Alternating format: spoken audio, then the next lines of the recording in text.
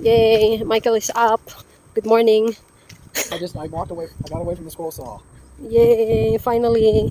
We're gonna go for a walk all the way to Walmart, going a riot. That's gonna be 2 hours going. For me, 2 hours. With you, it's gonna be like 3 hours, I guess. Well, we'll see how far What we do you can get. We'll think? probably have to take a bus about halfway there. Okay, okay. We're gonna go for a But walk. if I don't adjust my leg, we're not getting anything. Okay. And it's gloomy. It's not sunny. So it's good. Perfect. Perfect for walking. Yeah, it's not hot. Rough. Namimiss niya na daw ang view sa labas.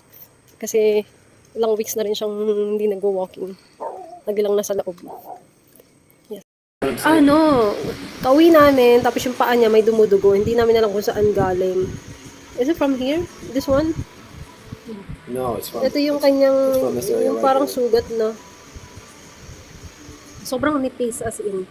Can I see? Can I see? But I'm trying to clean this angle. Siya. See, it's already stopped bleeding. That's a good sign. Hindi siya yung parang liquidy, soapy. Huh? Well, I want to make sure I'm killing any. Sobrang nipis niyan. The bone hurts though. There's no blood here. There's no cut. No, there's no cut here. There's no bone. But they're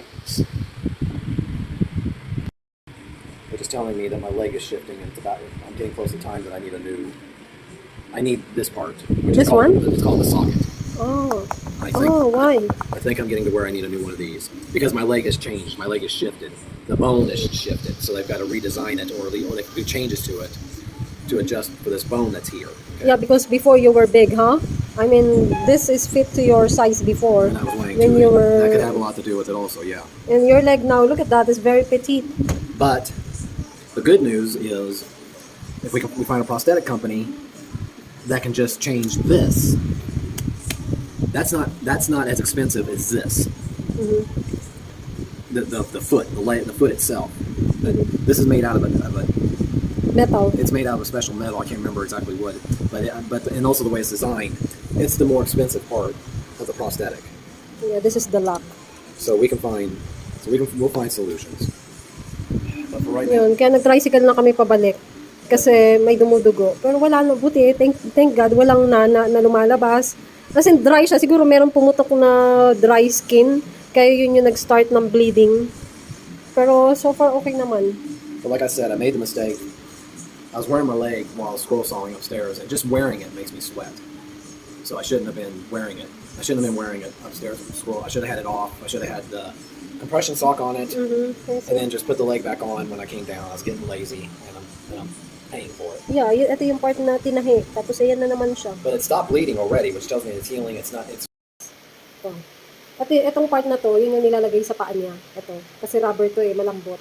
Ngayon, so 4 years na to, dapat daw yearly pinapalitan to. Pero dahil nga hindi pinagtutunan ng pansin ni Michael kasi na sobrang mahal, nag-inquire na daw siya dito sa online, 25,000 isang ganito. So, hindi niya masyadong inaano. Ngayon, ito, parang may redness dyan kasi dumugo yung paa niya.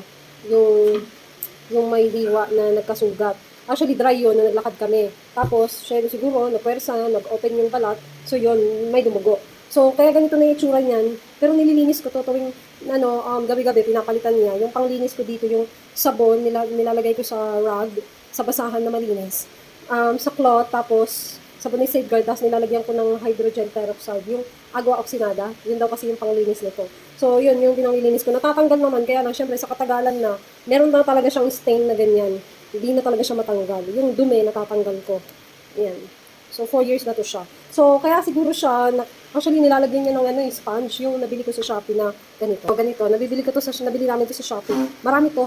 Like, mga 50 pieces yata meron kami. Kasi, excuse me. Kasi nilalagay niya dito, para ito, mapunta dun sa, sa paa niya, yung sa putol na paa. Kaya lang, siguro, syempre, so, puwersa, yun, yan yung nakakonekta dun sa bakal sa labas. So, tsaka nagbaano na siya kung nagbibitak-bitak na. So, sabi ko sa kanya, pag niya talaga to ng pansin, na kailangan niya ng mapalitan, baka yun kasi yung nagkukos, kaya nagkakasugat yung kanyang putol na paa. Diba? Baka mas, pag pinabayaan pa ng matagal, Bas, malaki pang problema tuloy. 'Di ba? Yan. Yan yung update sa paa ni Michael. So yun, actually, ilang weeks na kaming hindi niya naglalakad eh. Dahil nga pinapahinga niya yung kanyang paa para hindi bumuka yung sugat. Actually, dry na talaga.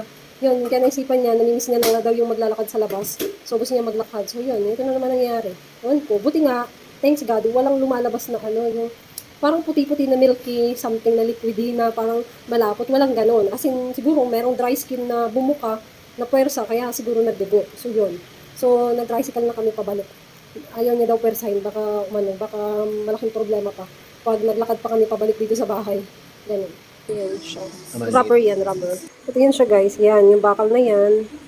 Ito yung liner sa paa niya na malambot. Yan.